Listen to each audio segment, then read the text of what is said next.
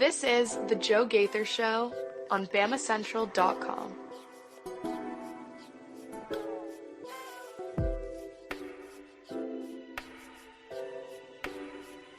Good afternoon, Tuscaloosa, Internet World, West Alabama. How are you doing on this Monday afternoon? This is the Joe Gaither Show on BamaCentral and BamaCentral.com. Hope you guys are doing well. You're watching us on YouTube, on Facebook, and on Twitter. You're listening to us on Apple Podcasts, on Amazon, on Spotify, with all your favorite podcast platforms. We appreciate everybody who subscribed, rated, and reviewed the show. You can find us in all those places. We're a proud part of the BamaCentral Broadcasting Network. We're along with our friends Blue Collar Unplugged. You can find us, of course, at BamaCentral.com, of course, at BamaCentral on the X/Twitter machine, or at BamaCentral SI on Instagram, or at Alabama Crimson Tide on Sports Illustrated on Facebook. So we are a proud part of the BamaCentral Broadcasting Network. We're going to have a lot of fun. It's a huge week. It's Super Bowl week. If you guys are into that, we might talk about that later on down the week, but it's National Signing Day week right there on Wednesday. Ryan Williams has moved up his signing from Friday, his birthday, to Wednesday. So he's going to put all that to bed. That's great news. It's going to be a fun week. Alabama's playing at Auburn. Oh my gosh, at Auburn on Wednesday and at LSU on Saturday. But first, before we get into the week ahead, we will recap Saturday's big win again in Coleman Coliseum. Over the Mississippi State. Alabama 99-67, and it was beyond the obvious score, the 30-point win. It was really Nate Oats, quintessential Nate Oats basketball. It was a lot of fun to be there in Coleman Coliseum. There was a lot of it was as close to, it was a sellout on the ticket exchange. It was pretty full. It didn't get to the fever pitch that was the Iron Bowl of basketball the week earlier, but it was pretty close. It was a nice Saturday crowd. It was pretty close to the Saturday before with LSU in town. The crowd got into it a good bit, especially thanks to the defense, Muhammad Diabate getting into it and responding to Nate Oats' technical foul. So it was a lot of fun to be in there on Saturday. You can let me know what you thought about the game on Saturday right there in the comments section on all the social medias at Joe Gaither6 on Facebook or on Twitter or on YouTube at Joe Gaither6. You can jump in and join us if you're listening or watching on the show. You can talk about your experience in Coleman Coliseum on Saturday night, or if you watched it from your living room or at your favorite restaurant eating establishment on Saturday night. Okay, so Alabama, it was incredible. It was the quintessential Nate Oats performance besides the shooting percentage. Alabama shooting not really a great percentage, shooting 45% from the floor, 31% from the three. Alabama really a lot closer to 35, 37% from the three-point line this season. Really a lot higher in Coleman Coliseum, but putting up 48 three-point shots amongst the guys, getting up 83 field goals based on, look, you can shoot at 45%. If you are getting 83 field goals up, you end up with a huge 30-point victory. And really, you get that because you forced 18 turnovers, and granted, Mississippi State, they had DJ Jeffries. He got hurt in the middle of the game, and that really limited their rotation. And Hubbard, Josh Hubbard was a little bit shaky as well from a freshman standpoint. So like Mississippi State struggles. We realize they're one-dimensional offensively, and you got to give Tolu Smith a lot of credit for his 23 points, and he was 8 of 14 from the floor. He still struggles from the free throw line, basically 50%, 7 for 13, a little better than 50%, but he struggles from. They're one-dimensional. They've got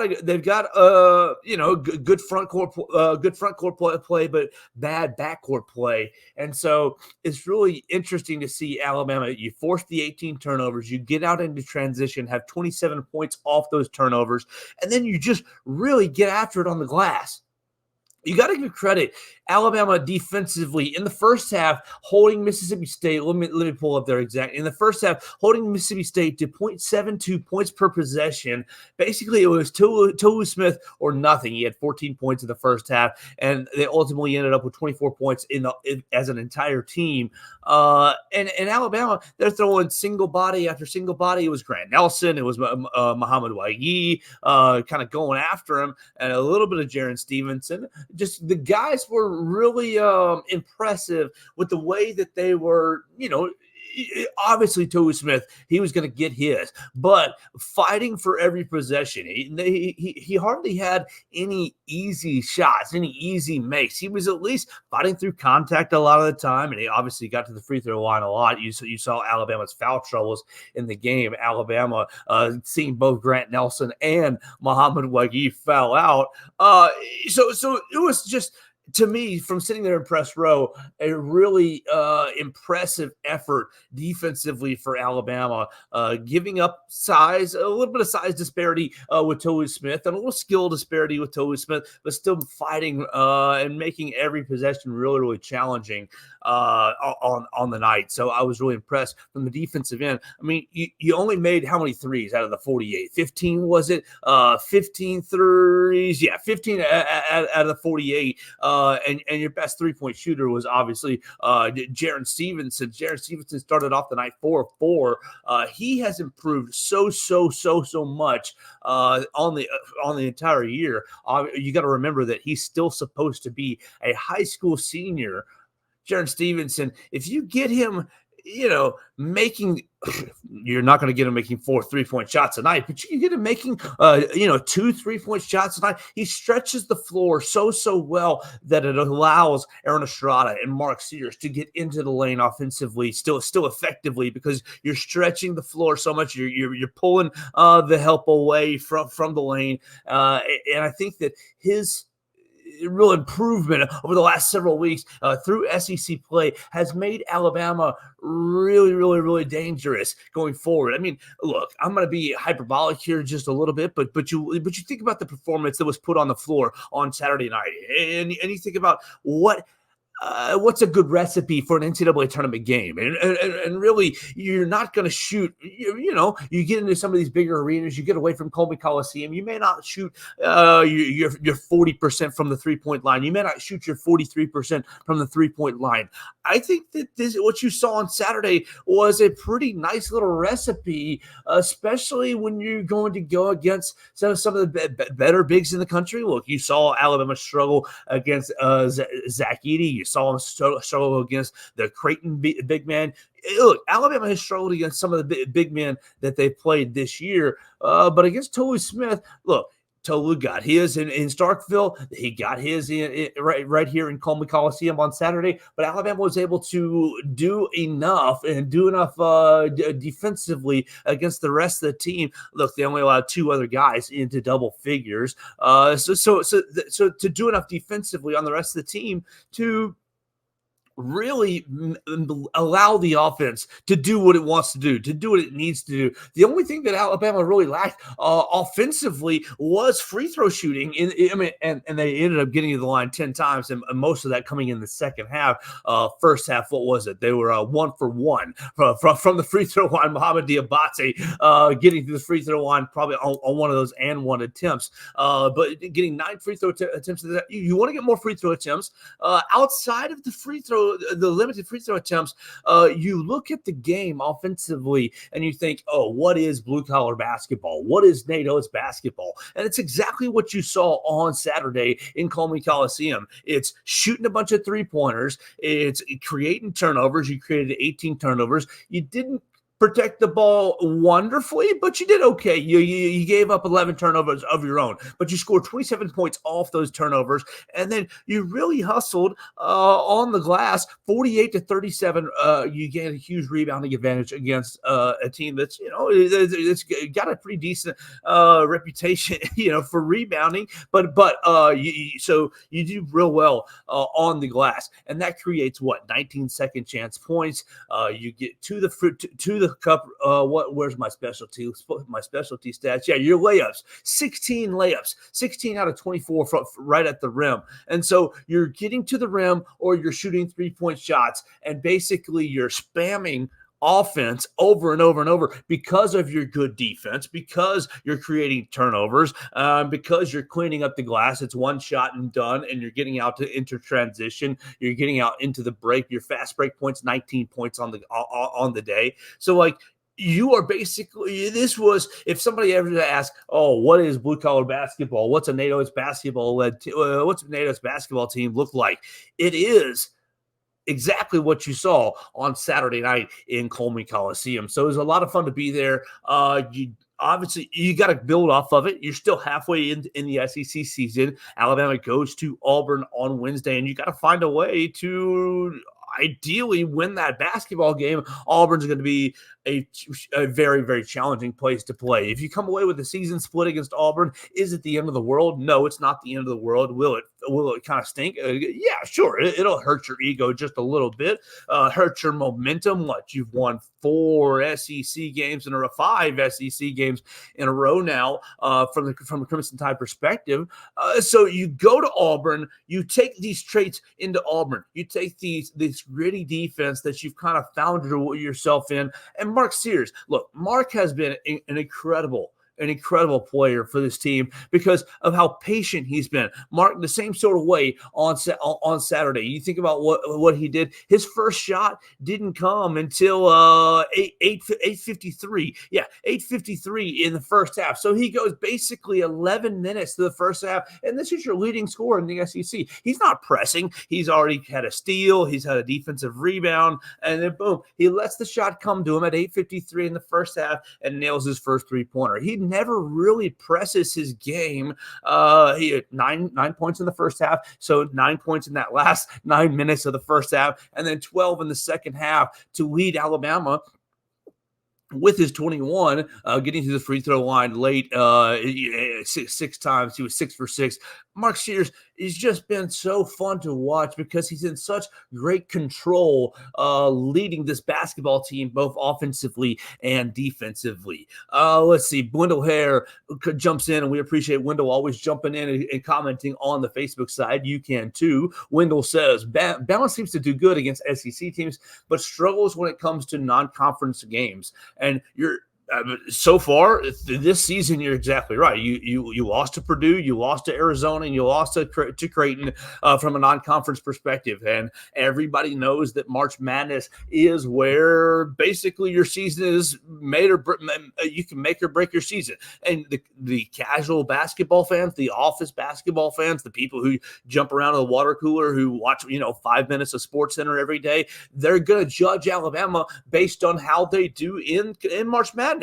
And so it leads me to thank you, Wendell, for this perfect transition to a poll that I put up on my Twitter account. You can find it at Joe Gaither 6. The poll is already closed, unfortunately, but I asked, if Alabama plays the way that they played on Saturday, what is the ceiling for this Alabama Crimson Tide team? I asked, is it the Sweet 16? Is it the Elite 8? Is it the Final Four or the national title? Look, this Alabama basketball team, I would argue, is playing very in the realm of the two Nate Oats Sweet 16 teams that they're playing almost as well as last year's team.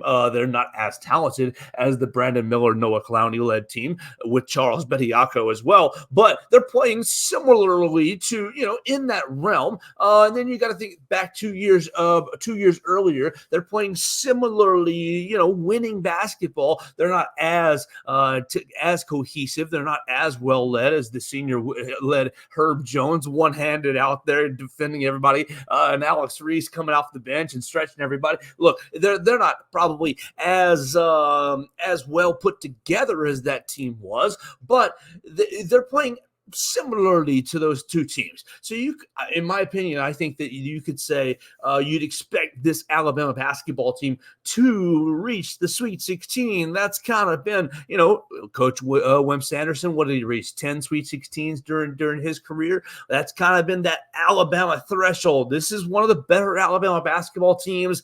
Is it as good as last year's team? No, probably not. You run those two teams against each other 5 times. The last year's team probably wins 3 of them. But this year's team pretty solid, and it's been so amazing to see with Coach Oats losing 3 assistants and losing so many guys to the transfer portal and or NBA draft.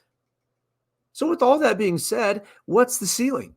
Is it the Sweet 16? If they play this way and continue to build off this off the momentum that they built, I mean, look, this basically the performance on Saturday was essentially a carryover from the Wednesday second half comeback against the Georgia Bulldogs. And you never should have been in that position against the Georgia Bulldogs, but that's life on the road in the SEC. So if Alabama finds itself down on Wednesday, just remember that's life in the road in the SEC. Georgia, has been up on a lot of these teams. They got up on Tennessee. They got up on Alabama. They got up on South Carolina on Saturday, but were not able to finish the job. That's been kind of their MO lately, is getting up on teams at home, but unfortunately unable to finish the job. So the carryover, the second half in Athens is on display on Saturday, basically from the jump. And so you got to ask yourself, if Alabama is able to play at that level consistently through the rest of the year, you got the second half of the SEC season, the rest of the way to go. If Alabama's able to play that way through the rest of the season, you are sitting there competing for the SEC regular season title. You look at our friend Kenneth Pomeroy. Mr. Kenneth Pomeroy says that there's going to be a 3-way tie in the SEC for the SEC title with Alabama, Auburn, and Tennessee at this point. And hard to argue with Mr. Kenneth Pomeroy, the Lord of the Analytic. But you play this way, maybe you win that SEC title. And then you get to Nashville. What does that do what do you do in Nashville? You're basically rolling the dice. But you play this way in the big tournament. Can you get to the Elite Eight? Can you pop your cherry and get to the Final Four? You never know. I mean, you make more than 15 of your 48 3-point shots. I mean, you hit 99 points, and our man Sam Walters that flubbed a dunk. You got to give Sam Walters a little bit of a hard time for that. But this team, I think the ceiling is you're starting to dream a little bit. You're starting to wonder a little bit, and maybe that's just the rose-colored glasses, crimson-colored glasses that we're seeing. But you're starting, in my opinion, to think what can be, what could be. If this team starts to continue to look, you get the effort from Mohamed Diabate off the bench that you got from on Saturday. 14 points. What did he have? 7 rebounds. Is that our friend? Yeah. No, 9 rebounds. Excuse me. 14 points, 9 rebounds, 2 assists, and then he got to the look. He should have never taken those couple of 3-point shots. Those were kind of outside of his wheelhouse. But 6 of 10 for shooting. So basically, all the shots that he took were makeable shots and high percentage shots.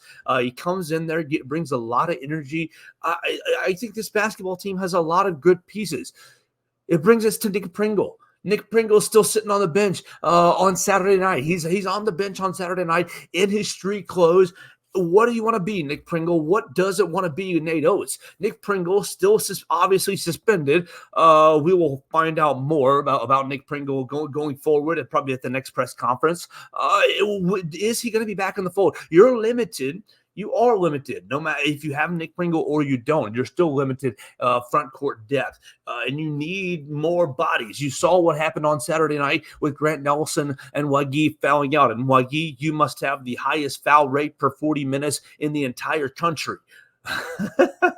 Oh man, and so you're liking these guys' efforts, but you're thin body-wise, numbers-wise. It'd be so nice to have Nick Pringle bought into what Nate Oats wants to do, and not that he's a make or break player. I would argue that he's more of he's not a make or break player, but it'd be just nice to have another body that you could throw at somebody if you end up running into a Zach Edey, another one of these premier bigs like Kalkbrenner over at Creighton. Like it'd be so nice to have another big man that you can just, okay, we're gonna mix the looks up on you. If Tolu Smith had somebody else on Saturday night, Janai Broom on Wednesday. Oh my gosh, it's gonna be so nice if Nick Pringle, you want to get back into the fold right there on time for Wednesday's game against Janai Broom, who came into Coleman Coliseum and put up 20-plus points. He's going to do that and even more in Neville Arena. So this Alabama basketball team, they're starting to give you the tingles a little bit. And if you're not on board, if you're not watching them yet, this is probably the time where you're going to want to figure out if you like these guys or not. The rest of the SEC is still, fighting for the, look, Alabama hasn't run away with the league. You're only up by one game. You're up by one game over on South Carolina, who you have a tiebreaker over, and currently over Auburn, who you have a tiebreaker over, with a huge game on Wednesday. So it's not like anything done and dusted. You're halfway through the SEC season. Nothing is set in stone.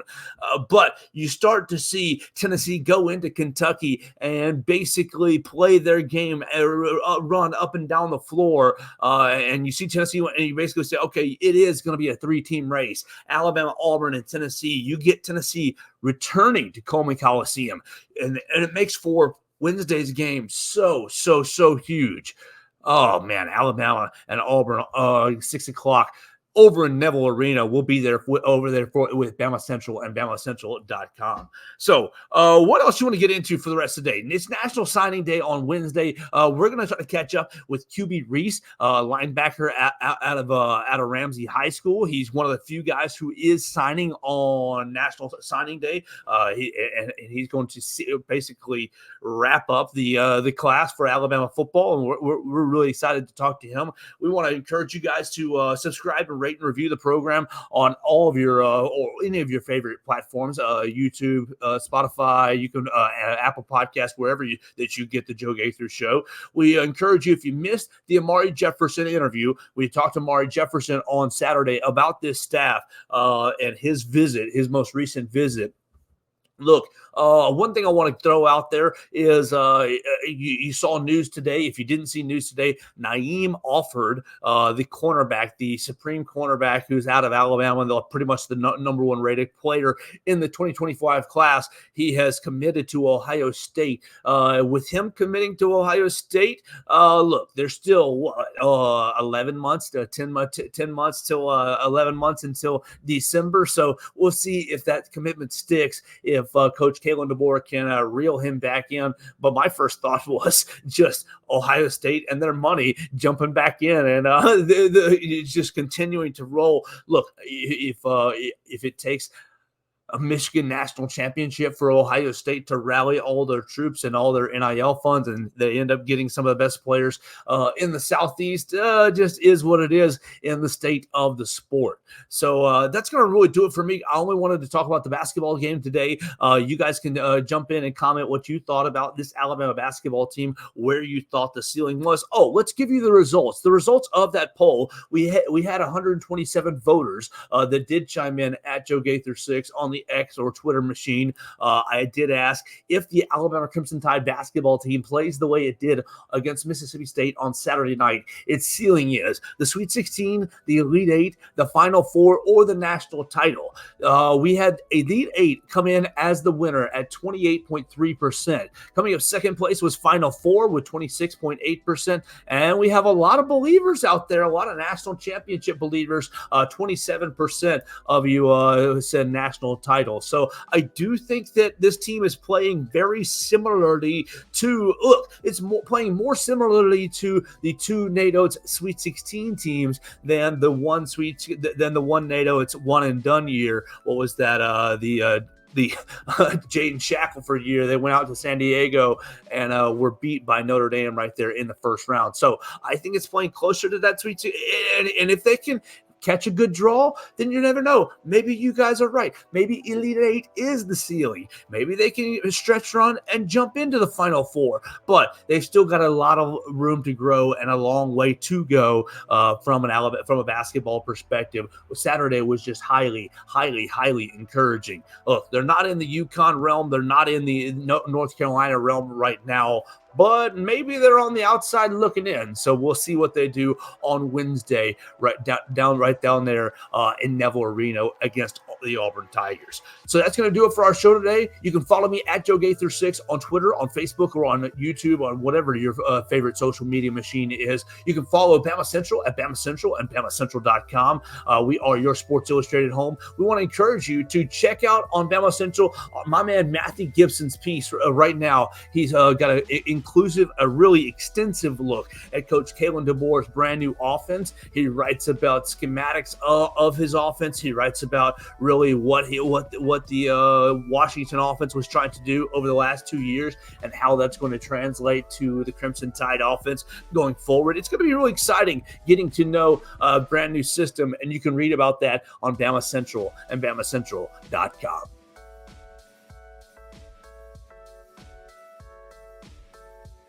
Thanks for joining us on today's edition of the Joe Gaither Show on BamaCentral. Keep up with Joe on all his social media pages at Joe Gaither 6. Subscribe, rate, and review the show on Spotify and Apple Podcasts, and be sure to read us daily at BamaCentral.com.